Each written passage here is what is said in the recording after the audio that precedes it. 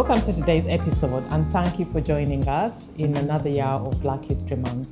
My name's Beckee White, and a little introduction about myself. I have lived in the United Kingdom for 29 years, lived in Poole, Dorset for 15 years now, maybe. I'm a proud mother of 2 children, a boy and a girl, and in Poole, I have been part of a few Black-related or BAME-related community events. Each year with Black History Month, it gives us the chance not only to reflect on the past, but to celebrate the present and imagine the future. The theme that we're trying to explore this year is power and pride, and we'll be having a few guests, and my first guest today is Margaret. So if you could please introduce yourself, Margaret. Hi everyone, my name is Mrs. Margaret Hameje, popularly known as Chichi. Some say Mommy of Bournemouth. I came into Bournemouth as far back as 1996. And I schooled, I went back, I came in 1999, I came back 2004. And ever since then I've been here. I'm a mother of 4 children and 4 grandchildren. And I'm a busy, hardworking mother. I have my own salon, 2, one in Chaminster, one in Boscombe. And as well, I've worked for 5 years for care home sector. And up to date, I'm also with Dorset Police, Positive Action volunteer. Quite a few things on you there. So tell us a little bit about what it means. The theme this year, like I explained earlier, is power and pride. If you could tell us a little bit about what you understand about power and pride within the Black community, because we're trying to raise the voices of the Black people in Dorset. Okay, I will start by saying that power, what is the meaning of power? Is having your own strength to say or to say a thing and stand by it and go by what you believe. So I would say that when you have to stand firm in power means standing on your word. What you say you do it, and do it with all diligence. Say that is for the community. I would say that is embracing one's identity. Yes. And then in a way that we would say less collective strength. Yes. To achieve something in a community. As a community. Like. Yeah. With the Dorset Police Positive Action, we go out there to meet people, to work together, to see what they need from different ethnic minority of the Black. And yeah. So you talked about working with Dorset Police. Have there been any challenges in there, or have you had to show that you have to forever keep standing up and showing your pride and power within your work, or within or with your personal life? Well, as we know, UK, you have your differences, and Yes. And you have to give consent to anybody to talk about your life. Yes. But there we work as a team, and they look after each other. If they don't see you, like they call you to find out what's going on. They never mock you on it. Like for me, I would say in my work, I fiddle with doing what do you call it? Microsoft and all that. Yes. But each time you call, they help you. I said, this will never get tired of you. So I try to create awareness that people running away from Dorset Police or Dorset Police Positive Action, thinking the work will be hard, they will not, it's institutional. It's not like that. If personally myself can do it, that anybody can do it. So, yeah. Okay, that's interesting. And within your personal life as well, you mentioned earlier that you've got 4 children. Have you had to teach them how to stand up in power and pride, or has that just come naturally with them seeing yourself with your work with Dorset Police. Has that been something that you've had to teach them, or has it just come naturally from watching you as their mother? Not just only watching me as a mother, because as a Christian mother, we have morals. We teach our children and the culture, so we try. For instance, I'm also a member of a Salvation Army, where I work for about people, homeless and all that. So I teach them that you are what you make yourself to be. If you have a need, UK have places that you can go, and you'll be pointed to get your help. And the police people are not as bad as people think or tag them to be. If you call them on 101, they are there to answer you. But I've seen many people say, if you say something happen, they say, no. You say police, they say, forget about it. I say, no, why don't you call first? Yeah. So, and now, one thing I love with the Dorset Police positive action they are doing now is going to communities and talking with them and saying, look, there's job available for you. We need people for, especially the ladies, to join so that you can, when you have problem and come to me, you relate to me better because I'm a female. Yes. And then we're also going out to tell them, if you have a need, this is where you can go, this is how you can go about it. So we try to educate them that what they think police is not they are supposed to be their friends, indeed. And is that something that you're within your own personal life, or is that also with Black communities or Black ethnic minority communities? Yes, we spreading the word out there a lot. Mainly like last year and this year I didn't function much because I was a bit ill, but we've gone to so many ethnic minority events to create awareness and tell them what we do, and then we need them to come and they will be supported in the training and how to go about a job. So, and also in the churches we go and tell them this is even like if I can use where I come from, I'm from Nigeria and from Igbo communities. I know of the Igbo community. So, and then before, when you say, oh, the police is coming there to create awareness of what they do, and they say, a lot of them wouldn't want to come to meeting, but when they see that I'm there, and then I told them that when you engage with them, you will love it. And now they're happy. Even the last one we did on the, I think 18th of this, they were there, the DCC was there, and everybody was happy to take pictures with him, with her, and another team that came. So, and she expressed to them that, please come in contact, ask questions, apply for a job. If you are over 3 years here, you have your right to apply. Nobody is going to turn you down. If you qualify to go in. And that's your empowerment there within the communities. And have you found some challenges within that empowerment that you're trying, the spreading the word with the work that the police do? Have you found so many challenges, aside from the one that you've mentioned, that people have always, or it's a general perception that the police is not good? That's one. And then another challenge is that you lose some friends sometimes. They say, oh, she's a police lady.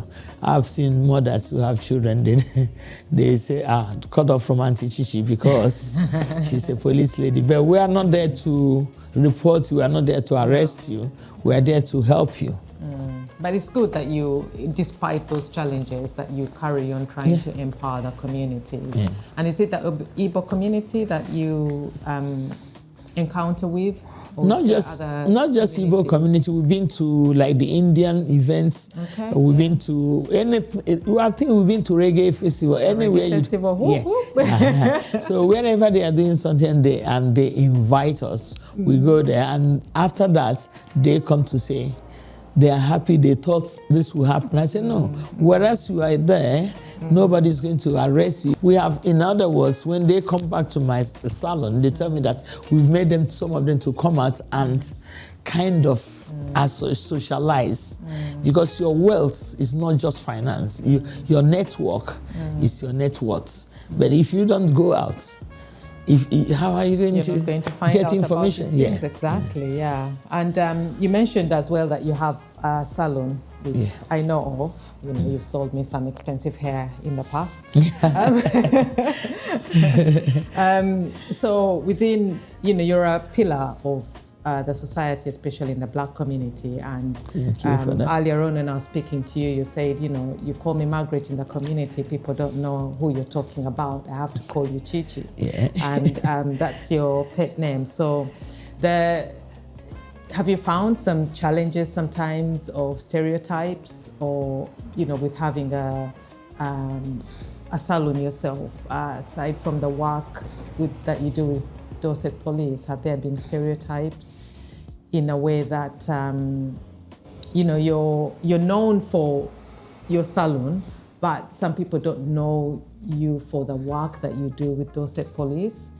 Is that something that you come across sometimes, or do you separate the two? Sometimes you're Chichi and sometimes you're Margaret, who works? Well, I would say in my salon, there is boldly written there that Chichi Afro Euro hair design, that we offer product services to Asian, European, and so there's no discrimination there. And although you do have challenges, like during Brexit, some people came and say, "Oh, you got to leave this country now." I said, "If I leave, you can't do your hair." Because of Brexit? Yeah, so I said, "I'm not that part." So I said, "No, why should I leave?" Now we are serving both our children, have your children as their wives or their husbands. So their children need to do their hair. Absolutely. So now they come, we are all friendly, and I would say 3/4 of my clients, you won't believe it, are Europeans. Because most of them have misraised children. Misraised children, that's right, yeah. I'm talking about education now, but that's also education within your salon, because you're teaching, you get children or you get people from all ages and backgrounds into your salon. And that's the continuation of education and the community spirit that you have. Do you extend this education to schools? And you've talked about it in communities. Does it extend to schools as well with the work that you do? Because that's, again, with your salon, that's educating people. So would you extend it, or do you extend it to schools? Yes, before myself and my other colleagues, we do go to Beaumont and Poole College before they pass out, to tell them about African hair. But most of them, the challenges we have is that they are not interested. They said it's too hard because they look at the hair thinking it's fragile. So we educate them that no. And then sometimes some schools send their students to us to just, and I try my best to help children within 15 years to say it's good for you to go out and work and think about skills, what you can do. So, and again, that's cross-cultural connections, isn't it? Because you've extended it from your salon, and you've mentioned that there's intermarriages within the Black communities and other races. So again, that's cross-cultural connections there that you're... The only challenge you have is getting the other side of people to work with you, to know that we are one. Okay, so it's hard. And then the other challenge also, we as Black people, we have to learn also to work together, like when it comes to skills. Yeah. And in your walks of life, which are different, is there sometimes where there's inspiring youth of today, inspiration for the youth of today? Do you have to cross that, or have you, within your work with Dorset Police as well as with the salon, is there empowerment for the youth, or do you have any wise words that you could use to empower the youth of today, if there was any? Yes, I do. Yeah. And I can say a number of young boys, when they come to my salon and they ask them, what do you do for a living? And I see some of them hanging bags. I say, I know what you're doing. So they say, I say, I'm not here to do this. They say, I don't want to come to your salon again. That is one of the challenges because you're a police. I say, no, I'm not arresting you, but we are teaching you, you can go to work. And if you have a stain, it can be, you understand? If they see you are changing, you can't be labeled. I say you reject the label by going back to school. You can learn skill. So I've, by the grace of God, met some people to go to do construction and other things. And that was why when I was doing my 60th birthday, a lot of them were giving their testimonies of how I've impacted their life and everything. Yeah. Oh wow, well done. Yeah. So you're not just a woman who works for Dorset Police and owns a salon. There's a lot of things that you do in the background, which is really, really good to see. So if we were shouting out to, say, sisters in the Black community, have you got any that you would like to give a shout out to, or businesses in the community? Because we're celebrating Black History Month, but again, we need to remember that it's not just 1 month that we need to celebrate Black history. We celebrate it all year round, and we stand and empower ourselves all year round. We raise our voices all year round. If you were to shout out to some sisters in the community, especially in Bournemouth or Poole or Dorset at large, who would you be shouting out to?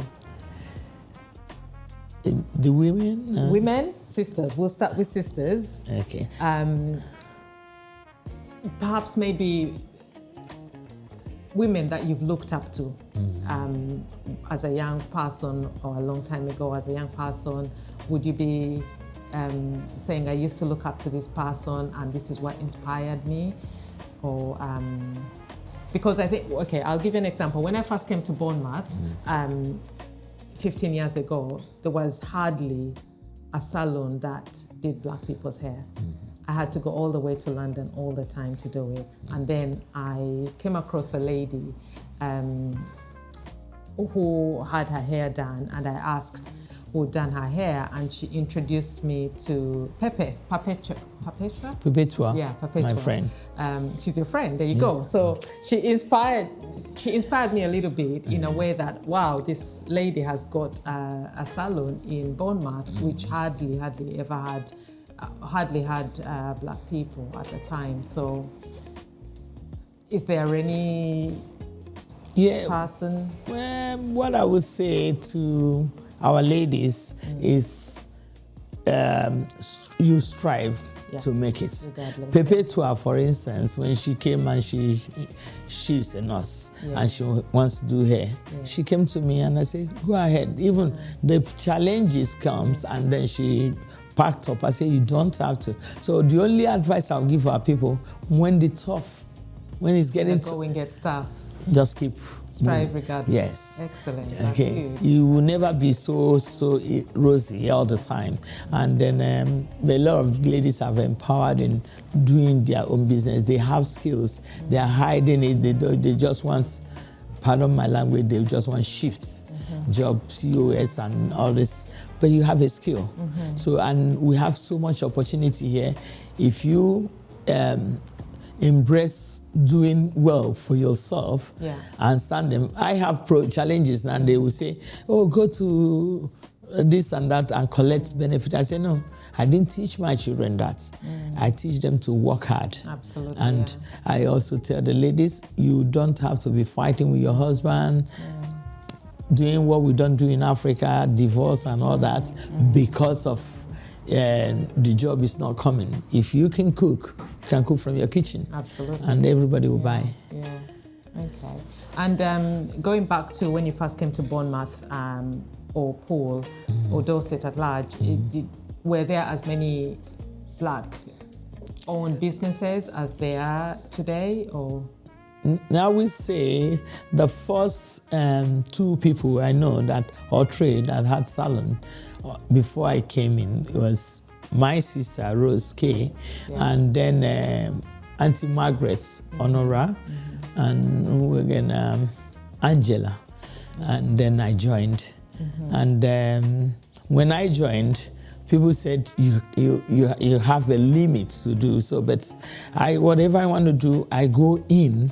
I would say I was one of the people that decide to have 2 shops, and many people criticize about it. But today, it's over 10 years, it's still running. Exactly, yeah. And very well. then we don't have too many black communities, but in my front shop in Chaminsa, I used to come out and dance and say, no matter where you come from, as long as you have a black hair, you are an African, and everybody join me. I say, so I've empowered a lot of people by letting them know you can be yourself, you can do what you know how to do. And some people say, I want to start jack chicken, they will not let me. I want to start this spicy food. I say, no, write boldly, this food is for the black. Spice. If they don't want to eat, they walk away. You can't say I can't open anything because the law is too much. The law, yes, is there, but you have your rights. If in the salon, follow it. To follow it. I say my salon, for instance, I do dreadlocks. If you come in there to do dreadlock, I do it my own African way. So if you say this, I say, well, I don't know that because I know the originator of it is from the black. Yes. Yeah, excellent. Oh, well, well done. Thank you. So that's you celebrating Black history all year round. And it will lead me on to my next conversation of Black History Month, which is always every year in October in the UK. Okay. Do you believe that now in 2025, or do you think that we should carry on celebrating just Black history in Black History Month in 1 month, or is it something that we should be celebrating all year round? I feel it should be celebrated all year round because when one brother is dead now, John Onu, and they were the one they had meeting every 3 months and gather our ladies. I used to cook egusi soup and jollof rice. So, but my sister Rose and Auntie Margaret and Nono, they provide the money. Okay. So that's why they know me also as somebody who cooks very well. They say Sister Chichi's egusi soup and jollof rice is the best. So we're then trying to create awareness that's here is a good place for you to stay. It's a good soil. You socialize with people, know that. And we never knew that we were so many because everybody was hiding. But my kind of character, if I see you, you're black, I greet you. If you don't greet me, I say, you don't know how to say hello. So they will laugh. And that's why my name was everywhere. They say, Mami Chichi, she will force you to greet. Absolutely. And well done for that. Well, it's been a pleasure to have you with us here today. And you too. Thank you very much for your time. Thank you so much for the work that you do with Dorset Police. Thank you for having me. And in the community as well. It's such a beautiful thing to know that, you raise the voices of Black people through your different walks of life. Thank you very much, Chichi. Thank you.